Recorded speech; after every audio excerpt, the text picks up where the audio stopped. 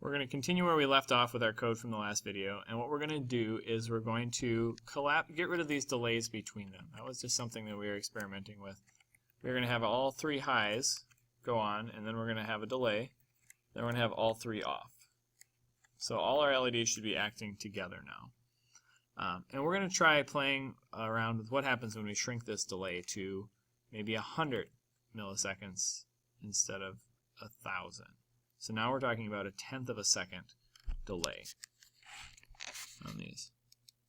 And when we look at this, we can see, again, it's just a very fast flashing light. So we get 5 blinks per second now, because it goes on and off in a total of 2/10 of a second. Now, let's go ahead and make this so fast that we can't see the blink. So if we go 10 milliseconds, I believe that will be faster than our eyes can process.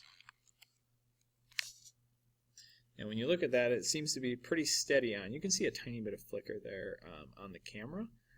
That's because of the frame rate of the camera. When I look at it with my actual eyes, I can't see the flicker, and neither should you on your circuit. Maybe just barely, depending on your age. But what's happening is those bright lights are not nearly as bright as they were. And we're going to try something else. We're going to crank the on down to 1 and the off up to 10. So we're going to have them go on for 1 millisecond, off for 10, and see what that looks like. And when we check this out, it looks again like it's pretty steadily on, but the lights keep getting dimmer. And if you think about what we're doing here, for 11 milliseconds, 1 of them is with the light on, 10 of them is with the light off. It flickers so fast that our eyes can't tell that that's what's happening. But because it's spending most of its time off and only a little bit on, our eyes blend that all together, and it makes it appear to be dimly on.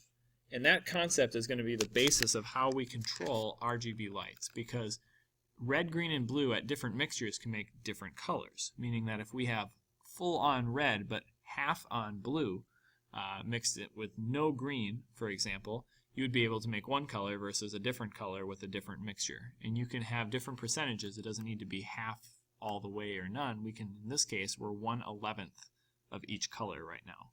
So you play with those different mixtures there, and you can go ahead and get your lights to your eye appear to be any color you want, even though in actuality it's just a red, green, and blue light being turned on or off so fast. So we're going to essentially use illusion to create colors.